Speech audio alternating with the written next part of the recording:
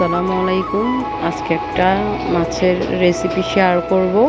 আসলে প্রায় সময় ভিডিও করা হয়, কিন্তু ভিডিওতে নিজের কণ্ঠে ভয়েস দেওয়া হয় না। আমার বড় আপু বলে তুই ভয়েস দেয়, ভিডিও কর, ভালো ভালো কন্টেন্ট ক্রিয়েট কর। যাই হোক, আজকে একটা মাছের রেসিপি শেয়ার করব। প্রথমে আমি মাছটা ভেজে নিলাম, পেঁয়াজটাকে একটু বাদামি কালার করে এখানে হলুদ, মরিচ, লবণ, ধনিয়া দিয়ে কষিয়ে নিলাম। কিছু আলু দিব, আমার বড় মেয়ে একটু আলু পছন্দ করে, আলুটা দিয়ে দিচ্ছি, একটি আলু। মাছগুলো হালকা ভেজেছি, ও বেশি ভাজা মাছ খেতে পারে না, তাহলে মিডিয়াম ভেজেছিলাম। কিছুক্ষণ কষিয়ে নেব। এখন আমি একটা টমেটো দিব কালারটা সুন্দর আসার জন্য, কিছু কাঁচামরিচ দিয়ে দিব। আমি ঢাকনা দিয়ে দিব। কিছুক্ষণ হওয়ার পরে এখন আমি ধনিয়া পাতাটা দিয়ে দিব।